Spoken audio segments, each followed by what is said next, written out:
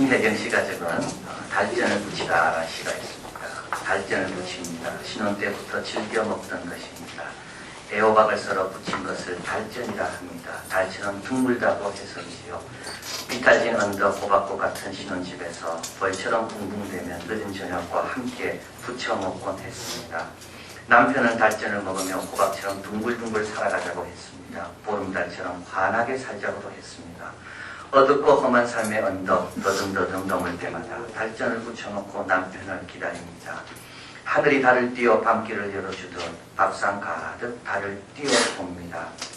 사는 일이 호박덩굴처럼 엉켜버린 오늘은 금음입니다. 시장에서 가장 잘생긴 애호박을 골라 이 어둠 밝힐 달전을 붙입니다. 음식은 놀라운 일을 할 수가 있습니다. 달전처럼 대화의 복된 소재가 되기도 하고 삶의 방향을 정하는 아이디어를 주기도 하고 아름다운 추억을 만드는데 기여하기도 합니다. 음식을 대하면서 이런 유익을 얻는다면 우리의 삶이 얼마나 풍성해질까. 이스라엘 백성은 홍해를 건넜습니다. 엄청난 사건을 경험한 겁니다. 하나님을 향해 춤을 추고 노래를 부르고 그런데 계속 이동해서 오는데 홍해 같은 일들은 또 나타나지 않습니다. 계속되는 광야 생활. 그래서 이제 오늘 본문처럼 16장에 오면 이들이 불평하기 시작합니다. 반복되는 생활, 단조로. 여기서 우리는 감격에서 불평까지 오는 어느 단계를 생각해 볼 수가 있습니다. 처음에는 감격, 부요함을 경험합니다. 짜릿함을 경험한 거죠. 스릴을 경험한 거죠. 사건을 경험한 거, 어떤 이벤트를 치른 겁니다. 그 다음에는 어떻게 되는가 하면 그런 짜릿함 이벤트를 계속 기대하게 돼요. 그런 것만 찾게 되는 겁니다. 그리고 나중에는 그게 뭐가 되냐? 그게 내 권리가 됩니다. 나는 당연히 그걸 누려야 된다고 생각합니다. 권리가 생기고부터 어떻게 됩니까? 불편해집니다. 여러분 항상 제일 불만이 많은 사람은 누군가 하면 자기 권리를 주장하는 사람은 항상 불만이 많습니다. 부요하면서 기대에서 권리에서 실망. 자기 권리를 누가 채워주나요? 채워주지 않잖아요. 실망에 쌓이면 어떻게 되나요? 그 다음에는 불평과 원망이다. 여러분 성경에는 권리라는 말이 하나도 안 나와 있습니다. 성경에는 은혜라는 말밖에 없습니다. 자기가 없는데 받은 은혜인 거죠. 그래서 항상 감사가 되어 있는 거예요. 여러분 권리 너무 이야기하지 마세요. 그거는 본인만 힘들어질 뿐. 이스라엘 백성이 부요함, 기대, 그 안에 권리, 그리고 그 다음에 실망, 그 다음에 불평. 한 달 안에 이것을 경험하게 됩니다. 한 달 안에. 하나님께서 이들에게 만나를 주시겠다고 말씀합니다. 하늘 양식. 진짜 너희들에게 필요한 것은 하늘 양식이다. 그리고 내가 이 양식을 볼 때마다 나에게 영광을 돌리게 될 것이다. 내일 아침 되면 2월 16일입니다. 1월 15일에 출발했잖아요. 2월 16일 딱 한 달 지나고 내일 아침에 되면 온 지면에 하늘 양식을 너희들이 먹게 될 것이다. 하얀 씨 같고 맛은 꿀과 같으며 씹으면 바삭바삭한 과자 같은 만나. 그 다음 날 정말 보니까 하얗게 뭐가 깔려 있습니다. 이스라엘 백성이 그걸 보고 뭐라 부를까? 이게 뭔가? 히브리 말로 만후. 이게 뭐야? 만후. 그래서 그 이름이 만나가 된 겁니다. 그런데 이 만나는 그냥 하나님이 주신 게 아니고요. 하나님께서 이 만나로 인하여 시험하시겠다고 말씀합니다. 시험하시겠다고. 만나에 대한 너의 자세가 어떤지를 내가 알고 싶다고. 만나를 임하는 마음이 어떤 건지. 내가 매일매일 하늘의 양식을 해같이 비같이 쏟아붓는데 이것을 향한 너희들의 자세가 어떤 건지 내가 시험하겠다고. 감격하는지 귀찮아하는지 지루해하는지. 하나님께서 오늘 우리에게도 만나 같은 은혜를 매일매일 주고 계십니다. 하늘의 양식이 빛처럼 쏟아지듯이. 왜냐하면 그 만나 없이는 한 발짝도 갈 수 없음을 하나님께서 아시기 때문에. 그 만나를 먹어야 자라고, 그 만나를 먹어야 하나가 되고, 그 만나를 먹어야 하나님의 영광의 사람으로 변화되기 때문에 그러면서 우리 하나님 우리에게 시험하시는 겁니다. 이 만나를 향해 어떻게 나옵니까? 이 만나를 소중히 여기는가? 그래서 오늘 우리는 하늘 양식, 이 만나를 통해 주신 교훈에 대해서 생각해 보려고 합니다. 하나님을 시험하실 때 뭘 시험하시고 내가 어떻게 이깁니까? 첫째, 우리 하나님은 이걸 매일 먹으라고 말씀하죠. 매일 나가서 만나를 거두라고. 어제 많이 거뒀다고 가만두면 오늘 보니까 썩었다고. 냄새나니까 어제 거둔 걸로 만족하지 말고 오늘은 또 나가서 거두라고. 6일째는 배를 거두게 됩니다. 7일날 하나님께 예배 드려야 되니까 못 거두니까요. 근데 6일째 거두면 썩지 않아요. 이 말은 뭡니까? 하나님이 다 아신다는 겁니다. 오늘은 토요일인지. 어떤 사람은 7일째 또 나갔어요. 거둘 거 없어요. 거둘 게. 하나님은 오늘 주일이라는 걸 아십니다. 오늘 월요일은 아십니다. 월요일 날은 일주일 동안 이제 큰 스트레스를 안고 직장으로 출근하는 나의 월요일 아닙니까? 월요일은 월요일에 맞는 말씀을 주시는 겁니다. 매일매일 거두라고요. 어제 거둔 거 좋았습니까? 그 좋아한 것이 열매 맺기 위해서는 오늘 또 거두러 가야지만이 어제 거둔 것이 열매 맺습니다. 하나님의 어제 은혜의 말씀을 들었습니까? 그러면 오늘 또 나가야 그 은혜의 말씀을 어떻게 실천할지 말씀이 또 듣게 되는 겁니다. 항아리에 부다돼서 만나 한 오멜을, 이 오멜이라는 것은 2.2리터와 3분의 1리터입니다. 그러니까 우유팩으로 말하면 1리터짜리 2개 하고 그리고 3분의 1컵 하나 정도 되는 거예요. 그것만 따로 추려서 그게 이제 하루 먹을 양식입니다. 한 사람당 그걸 추려서 이제 언약궤 있는 곳에 보관해라고. 근데 그건 썩지가 않아요. 근데도 하나님은 또 나가서 거두라는 겁니다. 이 무슨 뜻일까요? 하나님께서 우리 가정에 주신 말씀, 1년 동안 붙어야 될 말씀, 그 말씀이 있을 수 있습니다. 그러나 여러분, 그 말씀이 열매 맺기 위해서는 매일매일 말씀을 들어야지만이 이 약속의 말씀까지 내가 버틸 수가 있는 겁니다. 1600년 10월 21일 세키가하라 평원에서 17만 명의 군대가 서로 대치합니다. 이에야스의 동부군 8만 9천 명, 서부 연합군 8만 2천 명, 도쿠가와 이에야스, 군대 8만 9천 명. 도요토미 히데요시 누구죠? 임진왜란을 일으킨 도요토미 히데요시는 죽었습니다. 그 부하들, 그 가족들, 그 서부군 8만 2천 명. 그래서 전쟁이 일어나게 됩니다. 동부군과 서부군이요. 이때 도쿠가와 이에야스가 승리합니다. 실제로 싸워서 승리하기보다는 이 서부군에게는 내분과 분열과 또 배신이 있었기 때문에 무너지게 됩니다. 큰 부상을 입은 이 장군 이에야스에게 실려옵니다. 도쿠가와 이에야스가 상처를 몸소 싸매줍니다. 이인은 이에 감동이 됩니다. 그러면서 이렇게 이야기합니다. 당신의 아들 마스다이 다다요시 역시 전쟁하는 걸 보니까 좋은 혈통의 매는 항상 훌륭하네요. 이때 이에야스가 이렇게 말합니다. 내의 혈통이 아무리 좋아도 훌륭한 조련사가 필요한 법입니다. 이 전투 이후에 그는 한마디 경고를 남겼습니다. 승리를 얻고 나서 다시 투국군을 더 조여라. 매일매일 가야 됩니다. 매일. 여러분 어제 은혜 받은 거 냄새나고 있습니다. 1년 전에 드신 말씀 너무 좋았습니까? 그 말씀이 열매 맺기 위해서는 매일매일 가야 됩니다. 다른 방법 없습니다. 하나님이 시험하시는 거죠. 매일매일 나오는 거. 두 번째로 하늘에 만나가 주는 교훈은 모두 먹게 하는 겁니다. 그럼 본문에 한번 같이 한번 가보겠습니다. 17절, 18절 같이 읽겠습니다.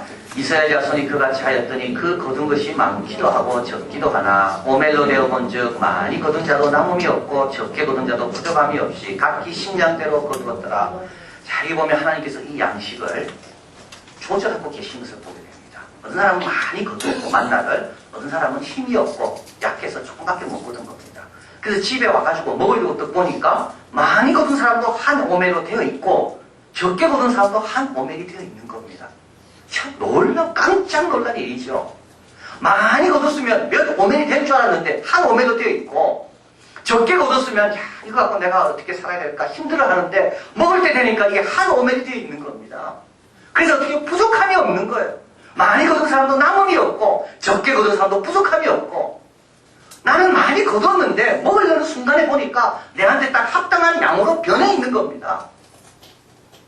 이게 하나님께서 이 음식을 조절하고 계신다는 겁니다. 만나를 조절하고 계시는 거죠. 사람 형편에 맞게끔 만나를 조절하고 계시는 겁니다. 6일 동안 거두고 7일에 없는 것이 또 하나님의 조절입니다. 6일 배를 거두고 7일째는 썩지 않는 하나님의 조절입니다. 평일날 거뒀는데 그 다음날 다 썩어버리는 게 하나님의 조절이죠. 근데 제일 놀라운 조절은 뭡니까? 먹는 순간마다 그 양이 움직이는 겁니다. 변하는 겁니다. 참 놀라운 일입니다. 많이 거둔 사람은 됐다고 생각했어요. 그런데 1년간 양식밖에 안 되는 거예요. 적게 거둔 사람은 후회했어요. 내가 왜 이렇게 약하게 태어났을까? 그런데 먹으려고 보니까 양이 내한테 딱 맞는 양으로 늘어나 있는 겁니다. 엄청난 일이죠, 이게. 이게 뭘 말할까요? 하나님 말씀은 누구에게나 필요하게 역사한다는 말입니다. 저 사람에게 이 말씀이 너무 약해 보입니까? 걱정하지 마십시오. 그 사람 앞에 이 말씀이 갈 때 그 사람에게 합당하도록 이 말씀이 놀랍게 역사할 것입니다. 여러분, 이 말씀이 저 사람에게는 좀 너무 크게 보입니까? 저 사람이 이걸 이해할 수 있을까? 걱정하지 마세요. 이 말씀이 그 사람에게 갈 때는 그 사람이 이해 수준 맞게끔 하나님께서 조절해서 역사하는 겁니다. 그레브란디 씨는 말했습니다. 하나님은 이 음식을 각자의 기호에 맞도록 여러 모양으로 변화시킨다. 이 양식은 우유가 되기도 하고 고기나 야채가 되기도 한다. 먹는 사람의 기호대로 그들이 잘 소화할 수 있도록 성숙한 사람에게는 고기로, 연약한 사람에게는 야채로, 어린아이와 같은 자에게는 우유로. 그래서 여러분, 우리는 이상주의자가 좀 돼야 됩니다. 그래서 단순해질 필요가 있습니다. 어린아이처럼 단순해질 필요가 있습니다. 이 말씀은 누구에게나 다 역사할 수 있다는 이 단순한 이 사실에 좀 확신을 가질 필요가 있습니다.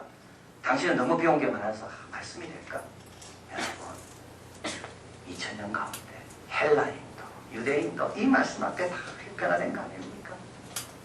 당신은 너무 어리기 때문에 이 말씀이 될까? 예수님 어린아이가 내게 오는 것도 막지 말아야 됐습니다. 우리 예수님, 하나님, 성령님은요 이상주의자입니다. 모든 족속으로 제자를 삼으라고 했잖아요.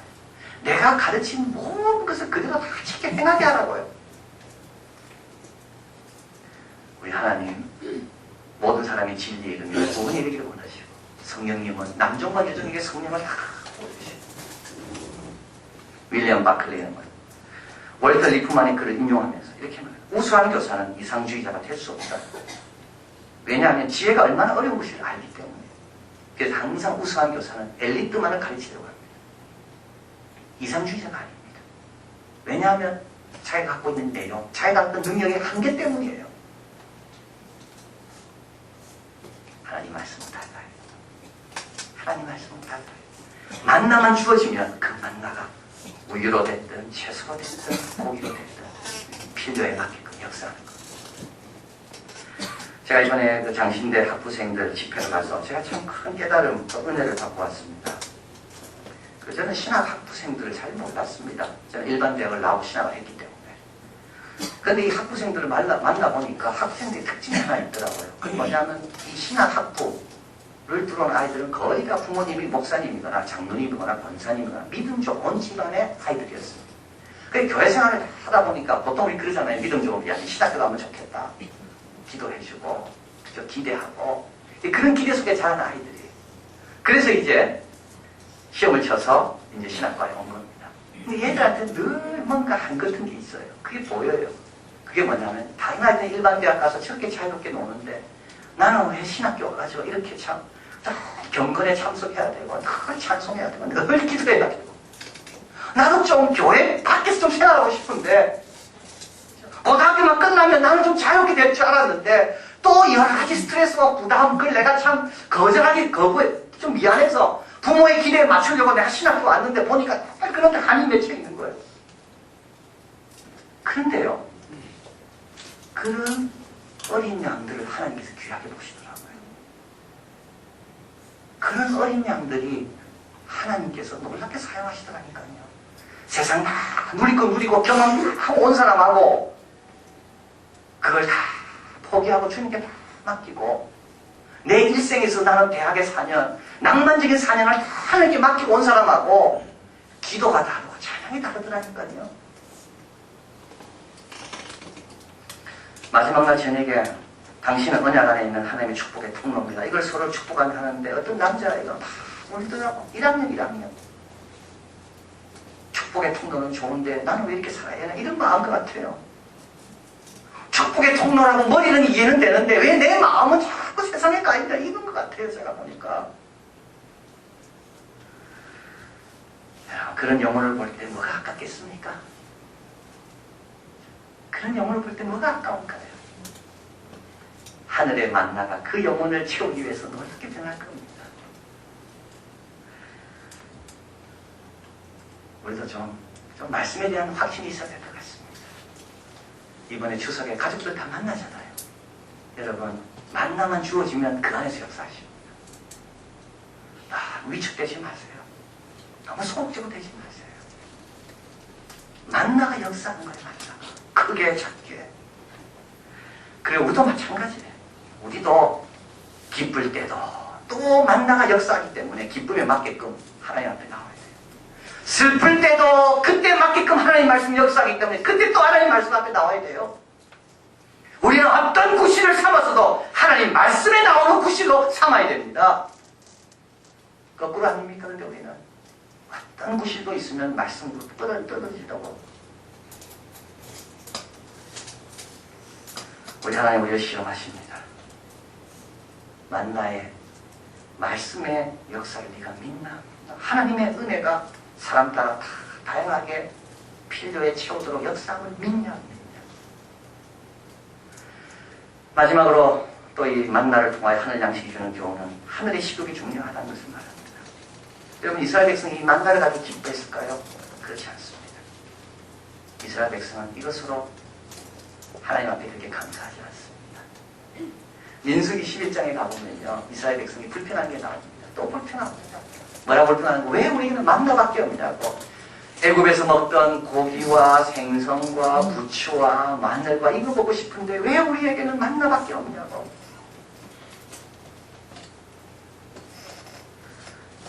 왜 이들은 만나가 고맙지 않을까요? 이들의 식욕은 세상의 식욕이기 때문에, 육신의 식욕이기 때문에, 이들은 하늘의 식욕이 없기 때문에. 그러니까 만나의 소중함을 모르는 거예요. 그러면 하늘의 식욕은 뭡니까? 내가 하나님 뜻대로 어떻게 살 수 있을까? 하나님 앞에서 내가 어떻게 더 찬양할까? 하나님의 능력을 어떻게 더 많이 체험할까? 하나님의 지식의 부여함을 내가 어떻게 도달할까? 이게 하늘의 식욕인데 이런 데는 관심이 없는 거예요. 그러니까 하나님 만나를 줘도 만나가 막 입에 안 땡기지. 부추가 얼마나 맛있을까? 마늘이 얼마나 맛있을까? 세상 사람들이 하는 그 땅의 식욕에만 예민해져 있고, 그런데 입만 발달되어 있고, 영적인 식욕에는 관심이 없어. 공선옥 씨가 지금 행복한 만찬, 그냥 이렇게 질문합니다. 이런 식으로 먹고 살아도 괜찮은 건가? 여러분, 이런 식으로 말씀드려도 괜찮습니까? 여러분, 이런 식으로 주님 앞에 나와도 괜찮습니까? 몸에 좋은 음식, 맛있는 음식만을 찾는 단편적이고 기능주의적인 태도로만 먹어도 우리는 괜찮은 건가? 그러나 이 책에서도 이야기합니다. 아무리 맛있는 것을 먹어도 더 맛있는 것을 찾게 되는 원인은 음식에 대한 우리의 태도가 잘못됐기 때문이에요. 발전을 붙여도 달처럼 둥글게 살아가자고 생각하며 붙인 것을 먹는 사람하고 왜 이것밖에 없냐라고 먹는 사람하고 다른 겁니다. 그렇잖아요. 그런 말합니다. 찔레꽃 향기를 생각하며 쌀밥을 먹는다면, 뻐꾸기 소리를 연상하며 김치를 먹는다면 우리는 쌀과 김치만으로도 행복해질 텐데, 많이 먹어도 배는 부르지만 행복하지 않는 이유는 음식에 대한 우리의 태도가 문제가 있다. 하나님 말씀에 대한 태도.